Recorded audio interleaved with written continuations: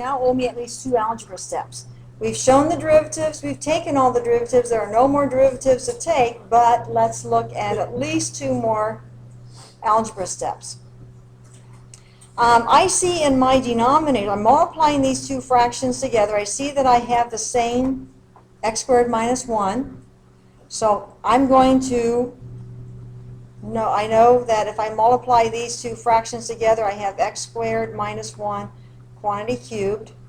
Okay, so I've got that. Out here, I've got 2 to the quantity 6 minus 5x. And inside here, I'm just going to have to use, my multiplying through, and I get negative 5x squared. You can check my work, make sure I don't drop a negative here.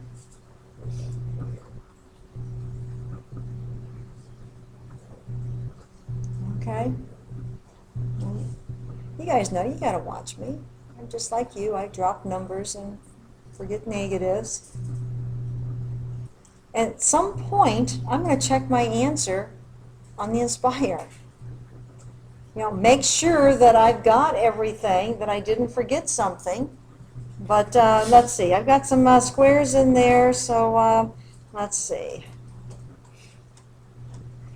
And so it looks like I've got 5x squared minus 12x plus 5. Anyone matching my numbers?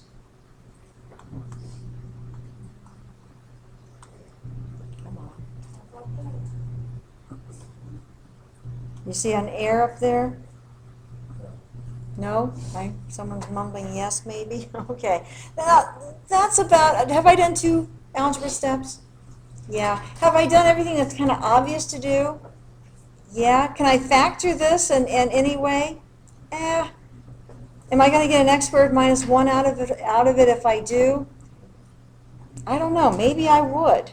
I might want to check the factoring of 5x squared minus 12x. But at some point after you do 2 algebra steps, jump to the Inspire. Have we done enough of that? We got 2 minutes. Let's finish up by doing that with this one. Go to the Inspire. Find the template for derivatives. Either you go into the menu or whatever. And because we're only going to look at the derivative of this, I'm just going to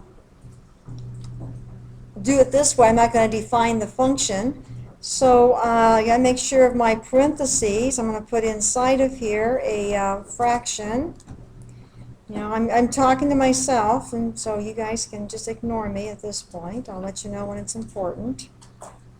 So let's make sure I don't forget something, though. I put that extra set of parentheses there because I want to make sure I'm able to square that quantity. I'll step back and look at it. Does it look right? Now, we may be lucky, maybe the answer in the Inspire is exactly like our answer. It may not be, though. Okay, so I'm going to press Enter. Is that my answer? By golly, I think it is. Okay. If it's not, sometimes they'll rationalize the denominator if that's what we've got in the, a radical denominator. You then have to go through and do some, is my answer equal to the Inspires? But I think we got it. Okay, the chain rule. This build on the composite function. So the first thing you have to do is be able to see that composite function. Ask yourself, what's the first thing I do to solve this? If I knew what x is, what's the first thing I do? That's my inside. What's the last thing? That's my outside function. Yeah.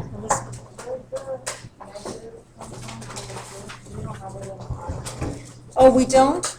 Did I drop a negative someplace? Let's see here. Yeah, if you look at that, they have 5x minus 6, we have 6 minus 5x. And that's, yeah, if I factor out a negative, it would switch the order of that. Okay, you guys.